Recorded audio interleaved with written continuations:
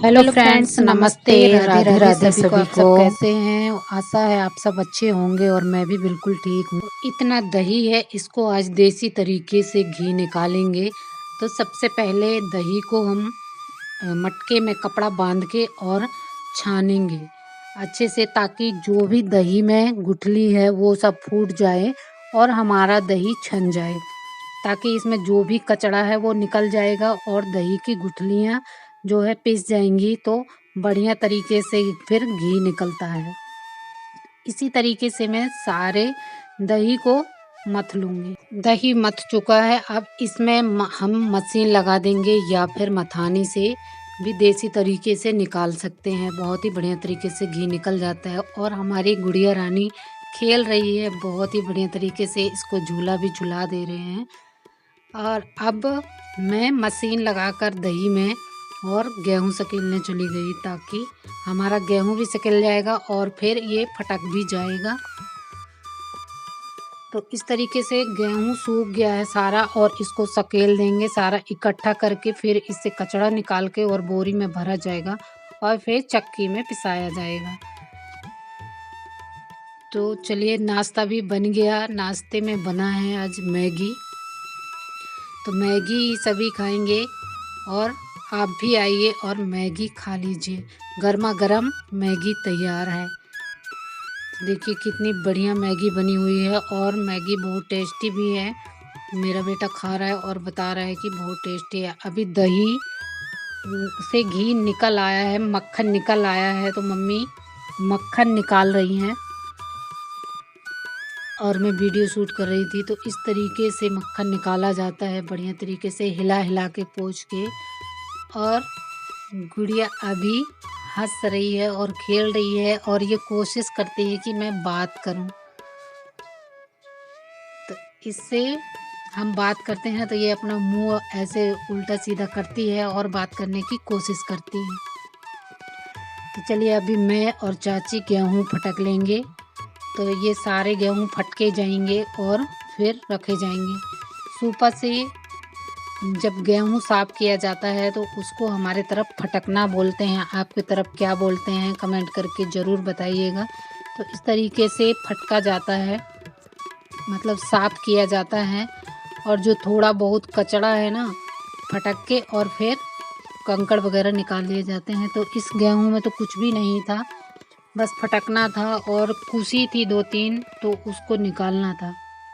तो इस तरीके से हम सारे गेहूं साफ करके और फिर चक्की में पिसाते हैं। तो इसी तरीके से सारे गेहूं साफ कर लेंगे और हमारी चाची भी साथ में साफ कर रही हैं। अभी मैं स्लो करके दिखाऊंगी कि आखिर गेहूं को किस तरीके से साफ किया जाता है, मतलब फटका कैसे जाता है।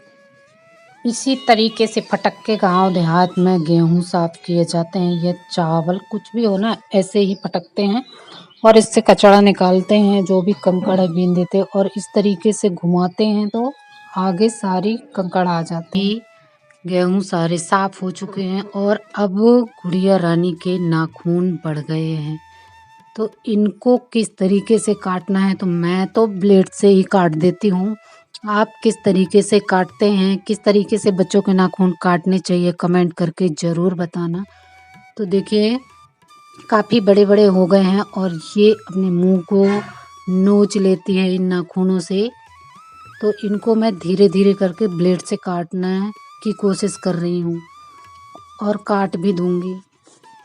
तो इस तरीके से ब्लेड से नाखून काटते हैं। सावधानी से काटे, नहीं तो बच्चे के नरम हाथ होते हैं, कट भी सकते हैं। अब इसकी लोई हो गई है और ये काजल लगवाने में आनाकानी करती है। देखिए कैसे सिर हिला रही है, जैसे ही इसको आँख को खोलोगे ना वैसे ही सिर हिला देती है, मतलब ठीक से लगवाती ही नहीं। अब थोड़े से हमारी बाड़ी में बचे थे गेहूँ, अब उन्हीं गेहूँ को उठा लेंगे, क्योंकि जानवर जो हैं ढोर गाय भैंस वो छूट चुके हैं और इधर थोड़े से ही गेहूँ बचे हैं, तो उन्हीं को आके खाते हैं। तो इनको इकट्ठे कर देंगे ताकि दाना में दाना हो जाएगा और दाना वेस्ट नहीं होगा।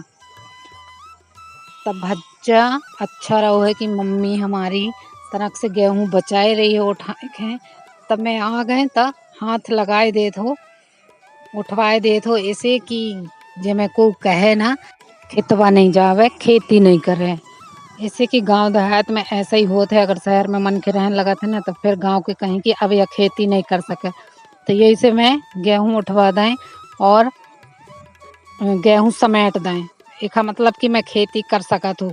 का है कि मैं 2-3 साल से ना गेहूँ की कटाई और ना धान की कटाई करवाए, तो मोहि लगते कहूँ मैं खेती करबो बिसर तो नहीं गए, लेकिन नहीं बिसरे यार। मैं तो बुझवा उठवा लेत हूँ। बाली इकट्ठी करके नहा के पूजा कर ली और अब मैं खाना खा लूँगी। तो खाना बना है दाल चावल और रायता, और उसके बाद खाऊंगी लड्डू।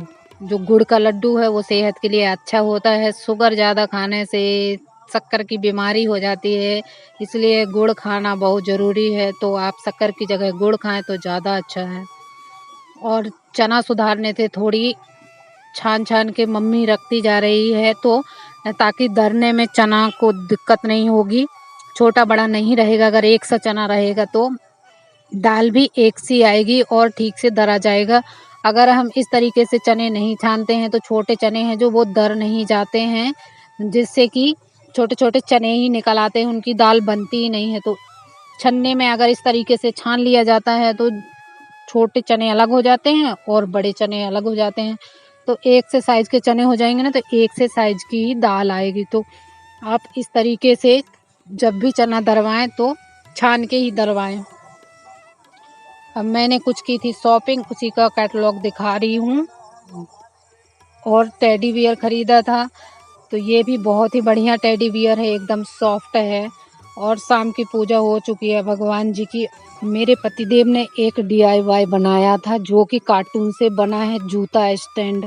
इस तरह के कूलर में कार्टून मिल जाते हैं, उसी का आप जूता स्टैंड बना सकते हैं फ्री में, एकदम जीरो कॉस्ट में, 1 भी रुपया खर्च नहीं होता। और ये स्टैंड एकदम 2 मिनट में बन के तैयार हो जाता है। बस थोड़ी सा दिमाग लगाना है और स्टैंड बना डालना है एकदम फ्री में। लोहे के तो जंग लग जाती है, कहीं पेंट करना पड़ता है, इनको पेंट भी नहीं करना पड़ता है और हमारा फ्री में स्टैंड बन के तैयार हो जाता है और देखने में भी सुंदर लगता है।